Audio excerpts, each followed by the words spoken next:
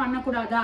S, பண்ணலாம். ஆன்லைன்ல வந்து நம்ம பண்ணலாம். என்ன அப்படின்னாக்கா இந்தியால இருந்து தான் ஆன்லைன்ல வந்து நம்மளுக்கு சொல்லி தருவாங்க.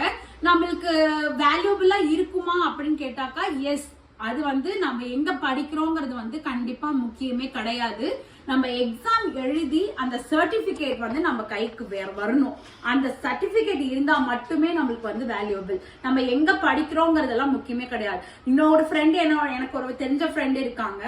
அவங்க வந்து பாத்தீங்கன்னாக்கா ஆன்லைன்ல மட்டுமே படிச்சுட்டு இந்தியால டியூட்டர் இருந்தாங்க. ஸோ ஆன்லைன்லயே படிச்சுட்டு அவங்க இங்க வந்து ஒரு சென்டர்ல போய் எக்ஸாம் மட்டும் எழுதினாங்க. இங்க வந்து எக்ஸாம்கான சென்டர்ஸ்மே இருக்கு.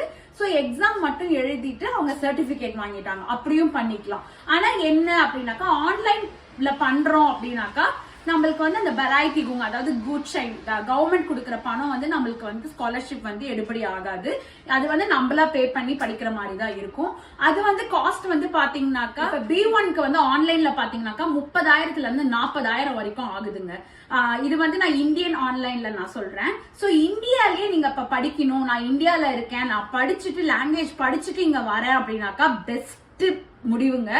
என்ன பண்றீங்க அப்படின்னாக்கா ஆன்லைன்லயே நிறைய ஸ்கூல்ஸ் இருக்கு.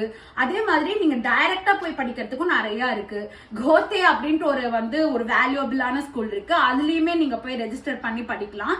இப்ப கோத்தேல வந்து பாத்தீங்கன்னாக்கா இப்ப நர்சிங் படிக்கிறவங்களுக்கு வந்து A1ல இருந்து B1 வரைக்கும் அவங்க ஃப்ரீயா வந்து லாங்குவேஜ் ப்ரொவைட் பண்றாங்க அப்படிங்கறதையும் நான் கேள்விப்பட்டேன். என்னோட ஒரு ஃப்ரெண்ட் வந்து அங்க ஒர்க் பண்ணிட்டு இருந்தாங்க. சோ அவங்க மூலியமா நான் இதை கேள்விப்பட்டேன். அது கூட இப்ப நீங்க நர்சிங் பண்ணிட்டு இருக்கீங்க, இல்ல நர்சிங் பண்ற மாதிரி ஐடியா இருக்கு அப்படின்னாக்கா நீங்க வந்து கோத்தே அப்படின்ற ஒரு வெப்சைட்ல போயிட்டு நீங்க அங்க சர்ச் பண்ணி கான்டாக்ட் நம்பர் எடுத்து நீங்க வந்து இன்ஃபர்மேஷன்ஸ் கேதர் பண்ணிக்கலாம்.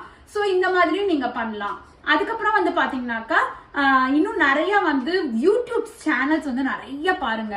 அதே மாதிரி இப்ப B1 நான் முடிச்சுட்டேங்க, ஆனா என்னால வந்து கம்ப்ளீட்டா வந்து என்னால ஃபுல்லா வந்து ஃப்ரீக்வெண்டா வந்து பேச முடியல அப்படின்னாக்கா எஸ், அப்கோர்ஸ் கண்டிப்பா அந்த ப்ராப்ளம் இருக்கும். ஏன்னா B1 முடிச்சுட்டா வந்து நம்ம பேசிடலாம் அப்படிங்கிற சான்ஸே கிடையாது. ஏதோ நம்ம புரோக்கன் இங்கிலீஷ் மாதிரி புரோக்கன் ட்வைஸ்ல வந்து நம்ம பேசலாமே ஒழிய ஃப்ளூயண்டாலாம் நம்ம பேசவே முடியாது. சோ நம்ம அதுக்காக நான் ஒரு சில டிப்ஸ் சொல்றேன்.